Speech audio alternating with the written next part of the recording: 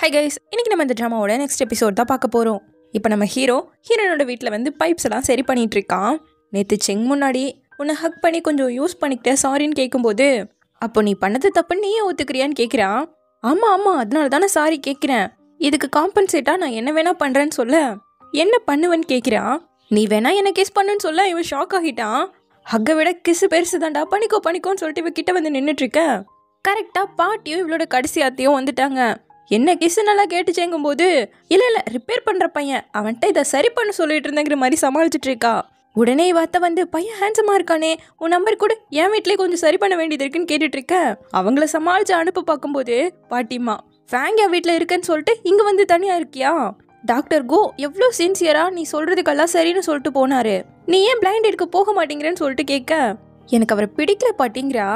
வேற யாரை பிடிச்சிருக்குன்னு கேட்க, சின்ன பையனா கொஞ்சம் ஹேண்ட்ஸமா அந்த மாதிரி தான் எதிர்பார்க்குறேங்க. சின்ன பையன் அழகை மட்டும் பார்க்காத, கொஞ்சமாவது படிப்பறிவும் ஃபேமிலி பேக்ரவுண்டும் இருக்கணும்னா பார்த்து பண்ணுங்கிற மாதிரி சொல்லிட்டு போக, சாரி அவங்க கிட்ட உன்னை ரிப்பேர் பண்ணுற பையன்னு சொல்லிட்டேன். என் கல்யாணத்துக்கு அவங்க என்னை ப்ரெஷர் போட்டுட்டு இருக்காங்க. ஃப்ரெண்டுன்னு சொல்லி உன்னை தொந்தரவு பண்ணக்கூடாதுன்னு தான் எதுவும் நான் சொல்லங்கிறா. பரவாயில்ல, இதையாவது சொன்னையே பெரிய விஷயங்கும்போது வேற மாதிரி பேசுறியே, டாக்டர் கோவால ஜெலஸ் ஆகுறியா? ஜினியோ, நீ ஜஸ்ட் ரிப்பேர் பண்ணுற பையன் மட்டும் கிடையாது, நீ எனக்கு நிறைய வகையில் யூஸ்ஃபுல்லாக இருக்க. ஸோ அதை விட அதிகமான ஒரு பொசிஷனை தான் உனக்கு கொடுக்கணும்னு சொல்லிட்டு இருக்கா. பத்தாதுக்கு நான் வேற அழகான புள்ள, தனியாக இருந்த ஆபத்தில்.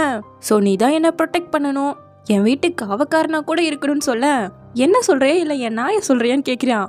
நான் தான் உன்னோட டியரஸ்ட் நெய்பர், இந்த ஏரியாலே நம்ம 2 வீடு தான் இருக்கோம், ஒருத்தர் சார்ந்து தான் இருக்கணும்னு சொல்ல, சரி பார்த்துக்கிறேன்னு சொல்லிட்டு அவன் பேக் பண்ணவும், என்ன வேலையே முடியல பேக் பண்ணுறேன்னு கேட்குறா.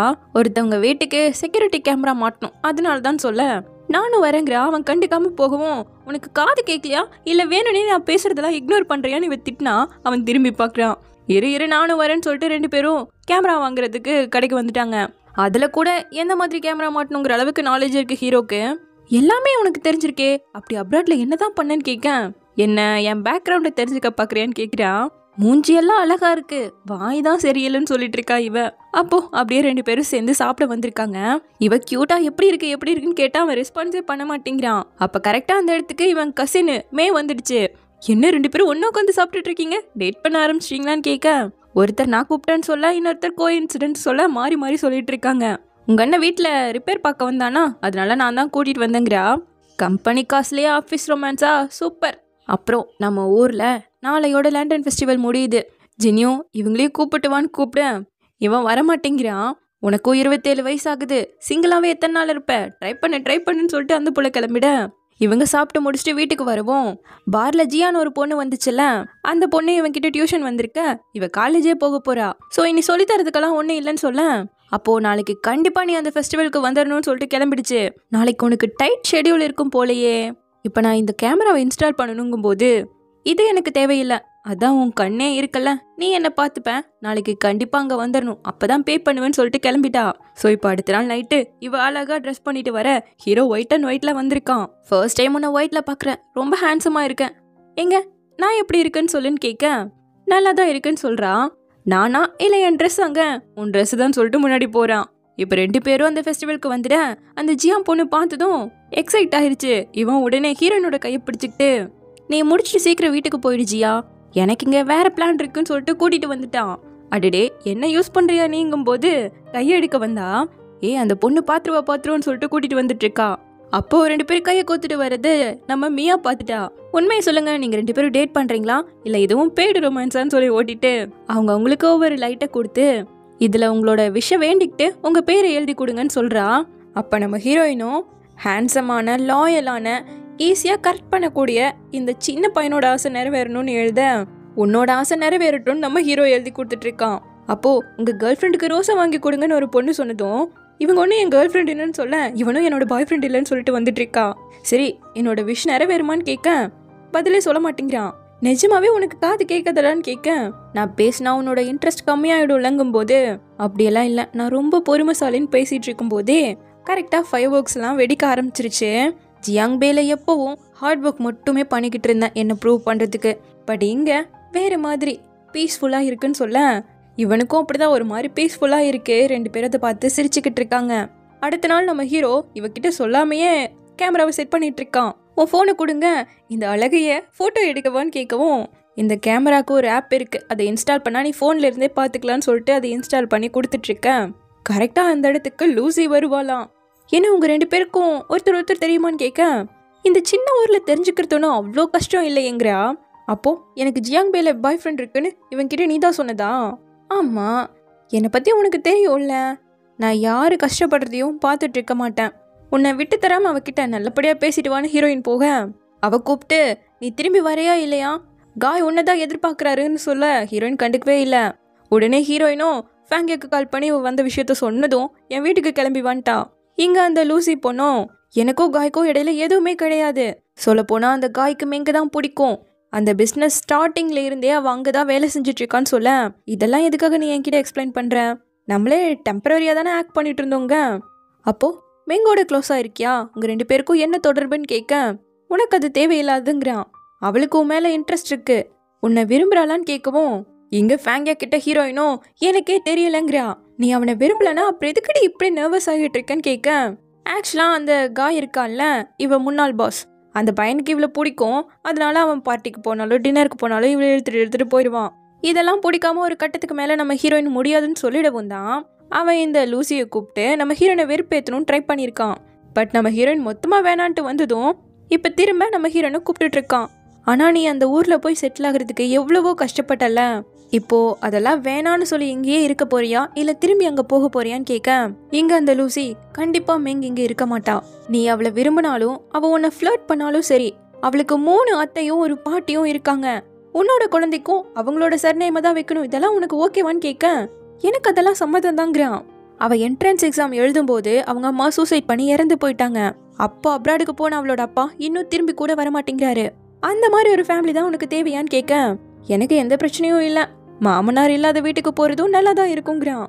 சொல்லப்போனா நம்ம 2 பேரும் முதல்ல லவ்வே பண்ணலையே, நம்ம பேரண்ட்ஸ்க்காக தான் நடிச்சிட்டு இருந்தோங்க. அப்போ மெங்க உன்னோட வாழ்க்கையில வரலனா என்ன நீ பிரேக்கப் பண்ணிருப்பியான்னு கேட்க, இங்க நம்ம ஹீரோயினும் கண்டிப்பா நான் சொல்லலைன்னா அவன் பிரேக்கப்பே பண்ணிருக்க மாட்டான். ஜாம்பி மாதிரி ஆட்டிடியூட வச்சுட்டு ஒரு மாதிரி மனசுக்குள்ள எதையோ நினைச்சுக்கிட்டே தெரிவாங்க. என்னடி அவங்க 2 பேரும் திரும்ப சேர்ந்துருவாங்கன்னு பயப்படுறியான்னு கேட்கிறா ஃபேங்கியா. ஏன்னா அவள் வீட்டில் செட் பண்ண கேமரா மூலமாக அவள் கார் இன்னும் அங்கே தான் நிற்கிதுன்னு தெரிஞ்சுக்கிட்டு இன்னும் அவங்க 2 பேரும் என்ன பேசுகிறாங்கன்னு நினச்சிட்டு இருக்கா.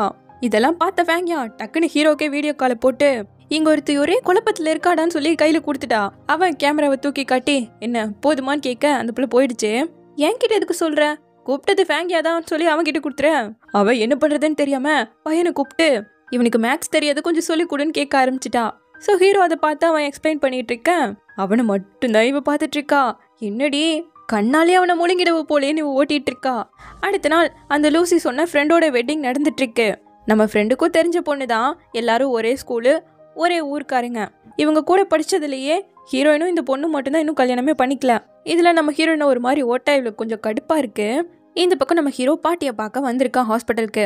அப்போ வந்து லூசி பொண்ணு கால் பண்ணி நீ பார்லெல்லாம் பாட்டு பாடுவல, இங்கே வர வேண்டிய பெர்ஃபார்மர் வரல, ஸோ வர முடியுமான்னு கூப்பிட்டுட்டு இருக்க. அதெல்லாம் என்னால் முடியாதுன்னு சொல்லும்போது கரெக்டாக அந்த இடத்துக்கு டாக்டர் கோ வர இவ பேசுறத ஹீரோ கேட்டுட்டான். எப்படி அவனால் அங்கே போகாமல் இருக்க முடியும், உனக்கு தான் டாக்டர் கோ இருக்கார்ல, இனிமேலும் என் பாய் ஃப்ரெண்ட் கிட்ட நீ வராதன்னு சொல்ல, உன் பாய் ஃப்ரெண்டாக இருக்கிறதுக்கு அவன் ஒத்துக்கிட்டானான்னு கேட்கவும் அதை நீ கெஸ் பண்ணுன்னு சொல்லிட்டு போயிட்டா. இப்போது டாக்டர் கோவும் வந்து லாஸ்ட் டைம் உன்னை பார்த்தப்பவே எனக்கு ரொம்ப பிடிச்சி போயிடுச்சு, அரேஞ்ச் பண்ணி மீட் பண்ணுறதெல்லாம் உனக்கு பிடிக்காதுன்னு எனக்கு தெரியும், ஸோ நம்ம ஃப்ரெண்டாகவே ஸ்டார்ட் பண்ணலான்னு சொல்ல, நம்மளே ஆல்ரெடி ஃப்ரெண்டு தானேன்னு சொல்லிட்டு இருக்கா. இவளுக்கு இவர் மேலே இன்ட்ரெஸ்டே கிடையாது. இப்போ அப்படியே வந்தவங்க எல்லாரும் ட்ரிங்க் பண்ணிகிட்டு இருக்கா. நம்ம ஹீரோயின் மட்டும் தனியாக சோகமாக நின்றுட்டுருக்கா. பார்த்தா அந்த இடத்துக்கு நம்ம ஹீரோ வரான். ஏன் தனியாக நின்று குடிச்சிட்ருக்கேன்னு கேட்க, உனக்கு அது தேவையில்லாதுங்கவும் டக்குன்னு அவனோட கோட்டை கழட்டி அவளுக்கு போட்டு விட்டுட்டு வா வெளியே போயிட்டு வரலான்னு சொல்லிட்டு கூப்பிட்டு வந்துட்டான். உனக்கு தான் இந்த ஊரே பிடிக்காது, அப்புறம் எதுக்காக இங்கே வந்தேன்னு கேட்க, அந்த ஊரில் ரொம்ப கஷ்டப்பட்டேன், அதான் சொந்த ஊருக்கு வந்தேங்கிறா. இதை ஒரு உண்மையான ரீசனாக என்னால் ஏற்றுக்க முடியாதுன்னு சொல்லும்போது, சரி இங்கே நீ எதுக்காக எனக்காக தான் வந்தியான்னு கேட்கும்போது, நான் காசுக்காக வந்தேன்னு சொல்லிட்டு இருக்கான். அப்போ கரெக்டாக இவங்க அம்மா கிட்ட இருந்து கால் வருது. அவங்களுக்கு உடம்பு சரியில்லைன்னு மகனா வர சொல்கிறாங்க. மகனான்னு இவன் கட் பண்ணிட, யார் உன்னோட அம்மாவான்னு இவன் கேட்கவும் இவனுக்கு கோவம் வந்துருச்சு. நீ இதெல்லாம் தலையிடாத, என்னோட விளையாடுறதையோ இல்லை என்னை சேவ் பண்ணணும்னு நினைக்கிறதையோ இதோட விட்டுருங்க, வா உன்னோட விளையாடுறேன் ரூமுக்கு போகலான்னு பார்க்கு கூட்டு வந்திருக்கா. என்ன இங்கே கூட்டு வந்திருக்கங்க, நான் மூட செட் பண்ண வந்திருக்கேங்கிறா. அதுக்கு பியர் குடிக்கக்கூடாதுன்னு சொல்லி காக்டைல் ஆர்டர் பண்ண, என்ன பயப்படுறேன்னு கேட்கவும் எதுக்காக நான் பயப்படணும்னு எழுத்து குடிக்க ஆரம்பிச்சிட்டா. அதெல்லாம் பத்தாதுன்னு இருக்க ரோவா வேணும்னு பல்கா ஆர்டர் பண்ண கொஞ்ச நேரத்துல 2 பேரும் ஜாலியா ப்ளே பண்ணிட்டுலாம் குடிக்க ஆரம்பிச்சிட்டாங்க.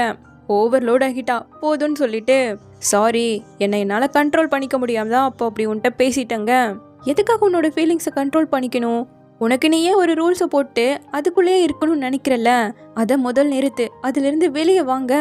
அதுக்கு ஒரு பாக்கியம் வேணுங்கிறான்.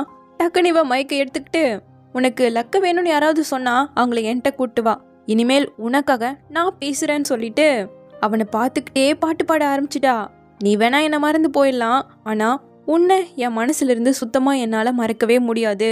உன்னோட ஹார்ட் பீட்டை நான் க்ளோஸா கேட்கணும், உன்னோட நான் சேரணும், என்னை நீ தாராளமா நம்பலாங்கிற மாதிரி அவனை பார்த்து அப்படியே ரொம்ப ஃபீல் பண்ணி பாடிட்டு இருக்கா. நம்ம ஹீரோவே கொஞ்சம் உருகிட்டான். அப்போ கரெக்டா ஃபயர் ஒர்க்ஸ் வெடிக்க 2 பேரும் ஒருத்தர் பார்த்து ஸ்மைல் பண்ணிட்டு இருக்காங்க. ஸோ இப்படியே இந்த பார்ட் முடியுது. சீக்கிரமா இதனோட நெக்ஸ்ட் பார்ட்டோட வந்து பார்க்குறேன். தேங்க்யூ.